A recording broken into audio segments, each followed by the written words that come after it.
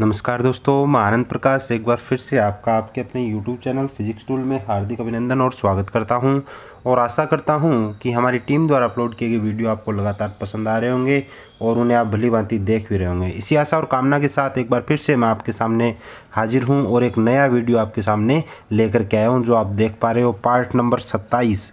इससे पहले अपने इसके 26 भाग पढ़ चुके हैं और आज मैं आपके सामने पार्ट नंबर 27 लेके आया हूँ। पीछे वाले भागों में जस्ट पीछे अपने हृदय की संरचना 2 भागों में अपने कंप्लीट की थी, आपने पढ़ा होगा। बहुत ही इंपॉर्टेंट चीज़ थी, मोस्ट इम्पोर्टेंट टॉपिक था। और अब आगे अपने जो नया टॉपिक पढ़ने जा रहे हैं इस चैप्टर का, उसका अपने अध्ययन करेंगे पार्ट नंबर 27 में।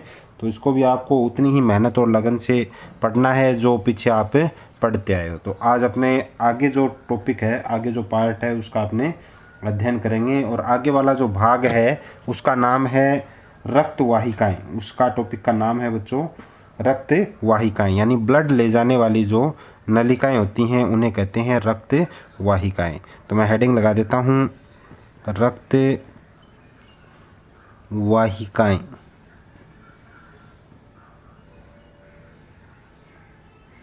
यानी ब्लड को ले जाने वाली जो नलिकाएं होती हैं वो कहलाती हैं बच्चों रक्त वाहिकाएँ। ठीक है, तो देखो इसमें क्या है, अपने अध्ययन करते हैं। रक्त वाहिकाएँ, शरीर में रक्त वाहिकाएँ एक जाल का निर्माण करती है। आप सभी जानते हो कि अपने शरीर में जो रक्त वाहिकाएँ होती है वो एक जाल की तरह होती है। शरीर में रक्त वाहिकाएँ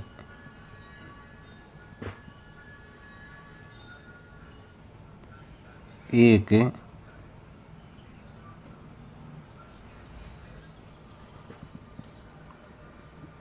जाल का निर्माण करती हैं, जिनमें से प्रवाहित होकर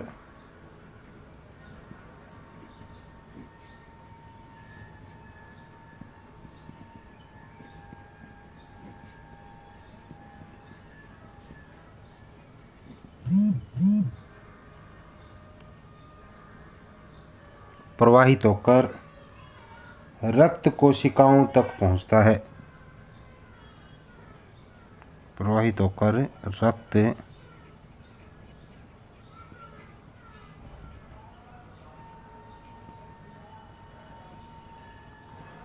कोशिकाओं तक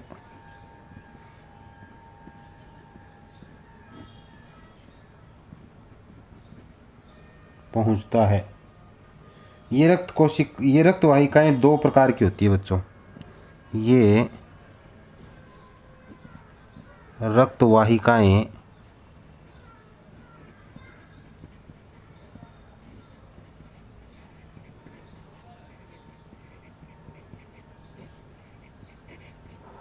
दो प्रकार की होती हैं।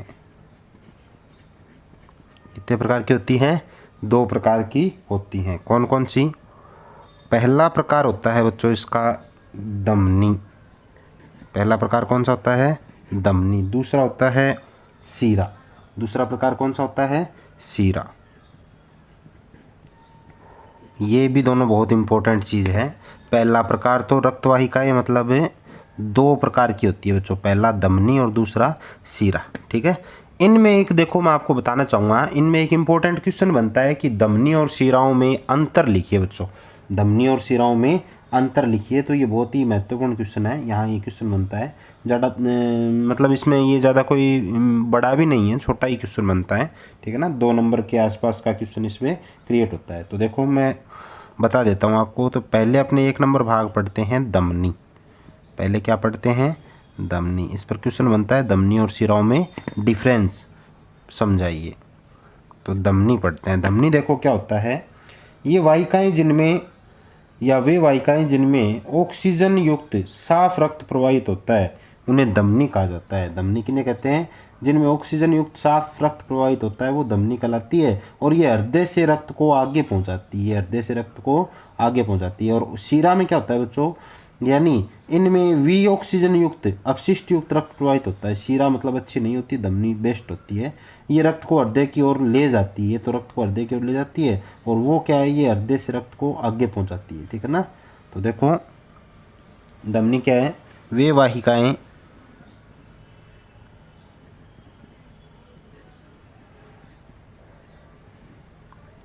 वाहिकाएं जिनमें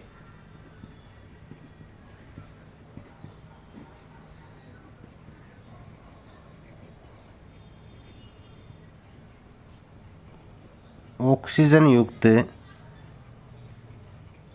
साफ रक्त प्रवाहित होता है,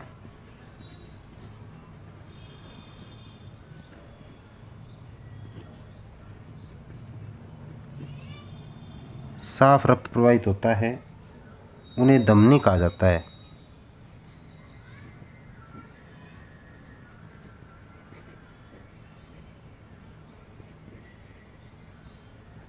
उन्हें क्या कहते हैं बच्चों? धमनी कहा जाता है। ठीक है, और ये हृदय से रक्त को आगे पहुंचाती है। ये हृदय से रक्त को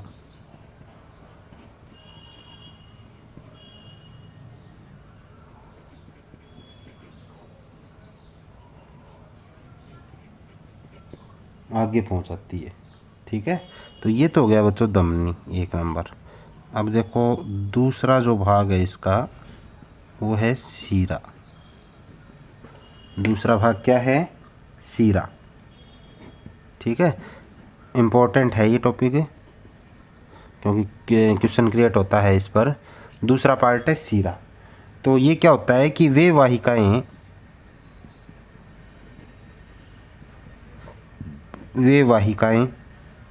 जिनमें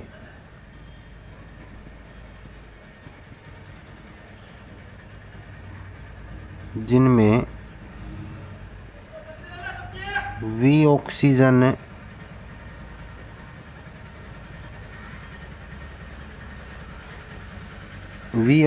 यानी जिसमें ऑक्सीजन की कमी हो, विऑक्सीजनित भी लिख सकते हैं, विऑक्सीजनित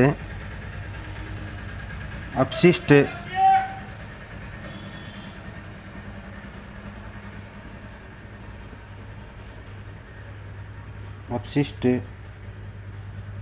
युक्त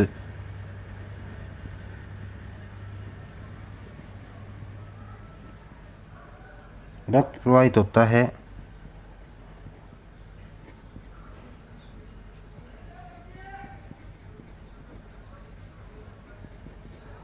विऑक्सीजनित अपशिष्ट युक्त। ठीक है ना, विऑक्सीजनित अपशिष्ट युक्त रक्त प्रवाहित होता है और ये रक्त को हृदय की ओर ले जाती है। ये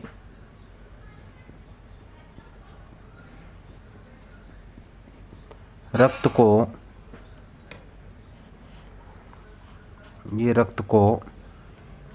दिखाई दे रहा होगा, ये रक्त को हृदय की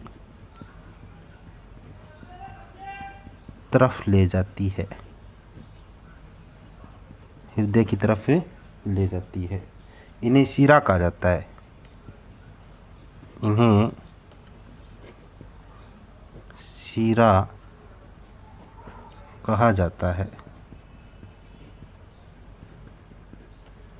ठीक है, तो ये हो गया बच्चों अपने जो तीसरा भाग था ना उसका वर्णन। मतलब अपने आपको ध्यान में होगा कि 3 पार्ट थे किसके, जो अध्ययन कर रहे थे अपने रक्त परिसंचरण तंत्र के। रक्त परिसंचरण तंत्र के उसमें लसिका पढ़ा और लसिका के बाद में रक्त परिसंचरण तंत्र के मुख्य 3 भाग थे, जिसमें पहला रक्त था, दूसरा हृदय था और तीसरा था रक्त वाहिनियाँ या रक्त वाहिकाएं। एक ही बात है, वाहिनियाँ भी ले जाने वाली होती है और रक्त वाहिका भी रक्त को ले जाने वाली होती है। तो रक्त का तो अपने पहले से विस्तृत अध्ययन कर चुके हैं, मैंने आपको बताया था ब्लड क्या चीज़ है उसका अध्ययन किया था, कैसे कैसे वो काम करता है, कैसे बहता है, WBC होता है, RBC होता है, बिम्बाणु होते हैं, उसको भी बच्चों अच्छे ढंग से, बहुत ही अच्छा चैप्टर है, अच्छे ढंग से आप क्लियर कर लेना। ठीक है ना, मतलब आपको मतलब तैयार होना चाहिए, जैसे बिम्बाणु क्या है, WBC क्या है, RBC क्या है, क्या डिफरेंस है, क्या क्या इनके कार्य हैं, वो सारी चीज़ें आपको तैयार होनी चाहिए। उसके बाद में अगला जो पार्ट पढ़ा था हृदय का, वो भी एक बहुत ही बेस्ट टॉपिक है, जिसमें हृदय का डायग्राम भी है। और पिछली बार मतलब इस बार नहीं पूछा गया, और उससे पिछली बार भी ये नहीं पूछा गया, तो अब की बार इसके चांसेस बनते हैं। ठीक है, तो ये भी बहुत अच्छा डायग्राम है और बहुत अच्छा टॉपिक है, वो अपने पूरा किया। उसमें क्या क्या विशेषता होती है, बड़े तो देखो हैं बच्चों, क्योंकि थ्योरेटिकल टॉपिक है, थ्योरेटिकल चैप्टर हैं, तो बड़े तो है, याद तो देखो आपको करने पड़ेंगे, लेकिन बहुत ही अच्छे ढंग से ये आप इसको तैयार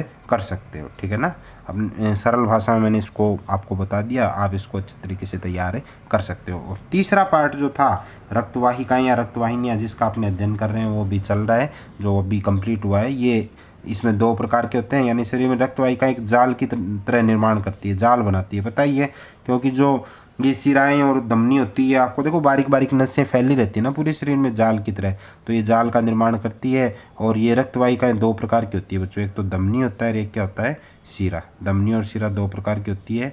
और धमनी देखो वे वाहिकाएं जिनमें ऑक्सीजन युक्त साफ रक्त प्रवाहित होता है, उन्हें धमनी कहा जाता है। यानी ऐसी वाहिकाएं जिनमें ऑक्सीजन युक्त साफ रक्त प्रवाहित होता है, उन्हें क्या कहते हैं, धमनी कहा जाता है। ठीक है ना, तो ये हो गई धमनी। ठीक है, अब देखो शिरा वे वाहिकाएं जिनमें विऑक्सीजनित युक्त अपशिष्ट युक्त रक्त प्रवाहित होता है, वो क्या कहलाती है, शिरा। और ये रक्त को हृदय की तरफ ले जाती है, इन्हें क्या कहते हैं, शिरा कहते हैं, इन्हें क्या कहते हैं, शिरा। ठीक है, तो अब इसके बाद में अपने आगे अध्ययन करते हैं। तो अपने आगे जो अध्ययन करते हैं, इसमें धमनी और शिरा हो गया, और आगे देखते हैं अगला जो पार्ट है, अगला जो पॉइंट है वो है उत्सर्जन तंत्र। अगला जो पॉइंट है वो है उत्सर्जन तंत्र। उत्सर्जन तंत्र को देखो,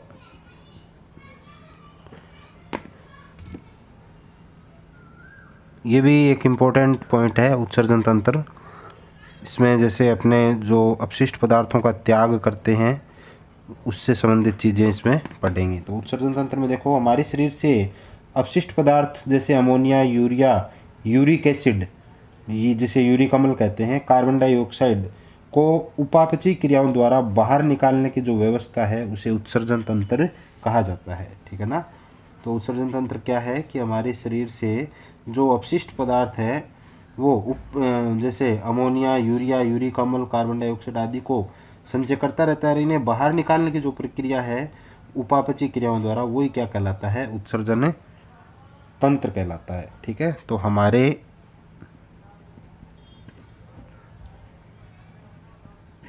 शरीर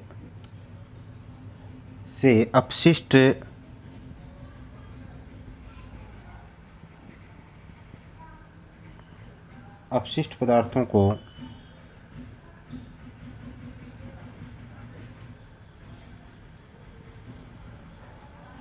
पदार्थों को जैसे अमोनिया,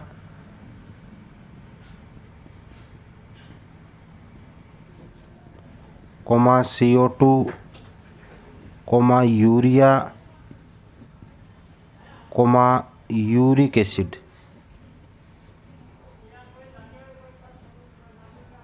ठीक है, ammonia, urea, uric acid, carbon dioxide आदि को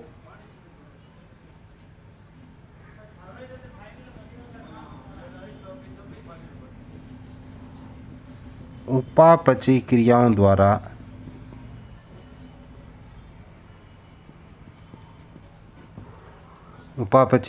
द्वारा शरीर से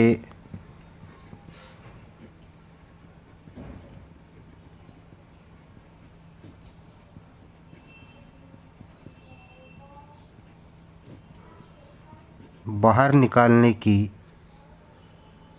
जो व्यवस्था है,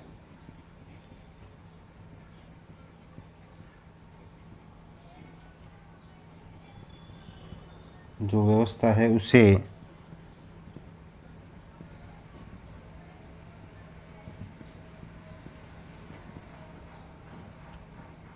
उत्सर्जन तंत्र कहा जाता है।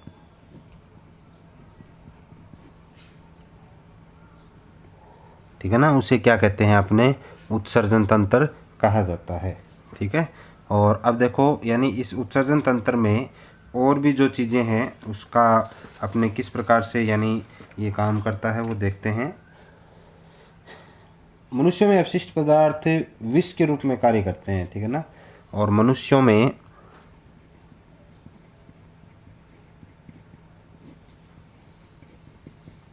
अपशिष्ट पदार्थ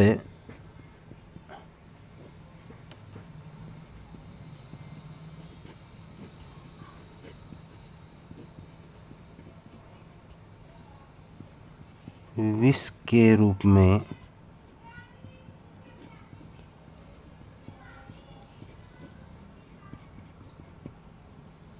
कार्य करते हैं, विष के रूप में कार्य करते हैं। CO2 का उत्सर्जन फेफड़ों के माध्यम से होता है। ठीक है, CO2 का उत्सर्जन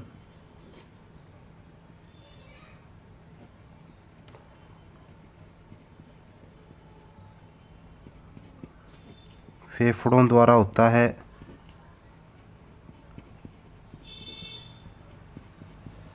जैसे CO2 है वो फेफड़ों द्वारा क्या की जाती है, बाहर निकाली जाती है। ठीक है, और आगे देखो, तथा ये फेफड़ों द्वारा हो गया, तथा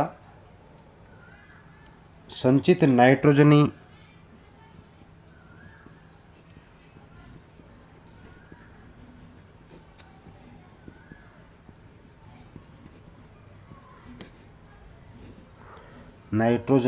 अपशिष्ट के उत्सर्जन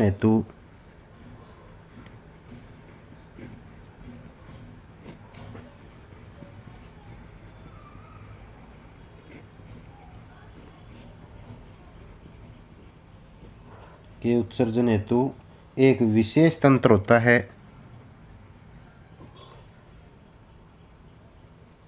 एक विशेष तंत्र होता है जिसे उत्सर्जन तंत्र कहा जाता है, जिसे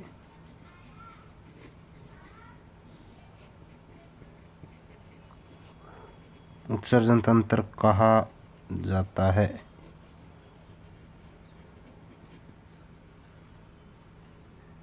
इसमें वृक्क मुख्य भूमिका निभाता है। इसमें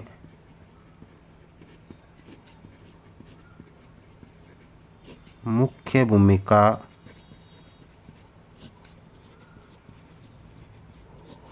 वृक्क निभाता है। इसकी भी संरचना है बच्चों, आगे पढ़ेंगे। मुख्य भूमिका कौन निभाता है, वृक्क निभाता है। ठीक है, देखो नाइट्रोजनी जो अपशिष्ट है वो 3 प्रकार के होते हैं। तो नाइट्रोजनी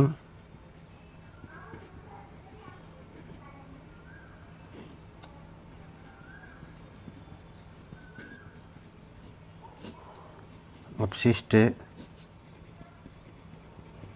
3 प्रकार के होते हैं।